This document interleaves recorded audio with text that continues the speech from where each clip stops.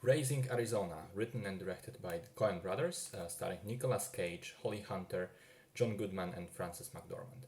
Much like many other Coen movies, this isn't a single genre. There isn't a single genre that perfectly describes what this film is, but the closest would be comedy. Also, much like much other Coen movies, it is primarily character driven. The main protagonists of the story are H.I., played by Cage, a former small time criminal and robber, and his wife Ed, played by Hunter, a police officer. They are trying to conceive a child but learn that she's infertile, and then they cannot adopt a child because of H.I.'s criminal past. Then they read a news article about a couple, last named Arizona, that have just had quintuplets. And our couple hatches a plan to steal away one of the children and raise it as their own. That, as can be expected, brings a whole lot of trouble onto them, not the least because of other players quickly appearing on the scene, such as H.I.'s former mates that have just escaped from prison, and a mysterious demonic biker that chases after the baby. So first things first, this isn't a typical Nicolas Cage movie. This is one of the good ones. The thing you have to understand about Cage as an actor is that, contrary to popular belief, is that he isn't the bad one. This misconception that he is comes from two things, I think. One, he appears in dozens of shit movies because he needs the money. He is an infamously ridiculous spender, owns a few castles, a dinosaur skeleton, and what have you. So he stars in anything for a paycheck. Two, when he's already in your movie, he only has one mode of operation, and that is to give 100% all of the time. Most directors simply don't know how to work with such an actor, and the result is that he comes off as totally insane in every scene. Because he's like a huge cannon. You don't use him to precisely hit a moving target from a mile away. You just point him at stuff and destroy buildings with it.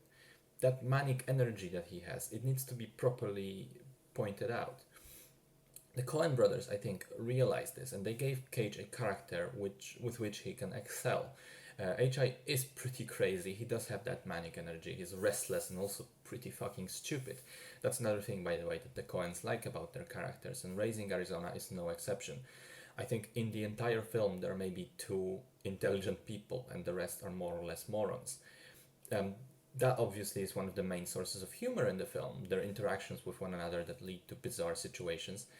Another of those sources is physical comedy. I think out of the Coen movies that I've seen so far, this one is the most reliant on physical gags, on characters running around, falling over, demolishing stuff.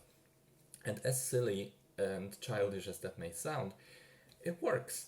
There is a chase sequence in the middle of the film which is equal parts absurd and hilarious. It was probably my favorite part of the film because of how excitingly insane it is.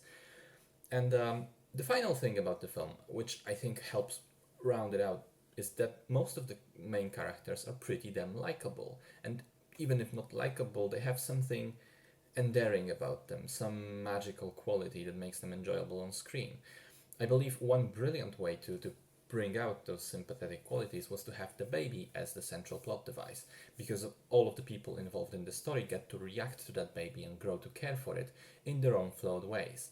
It all comes together at the very end of the film, which, after all the craziness, is surprisingly touching and heartwarming.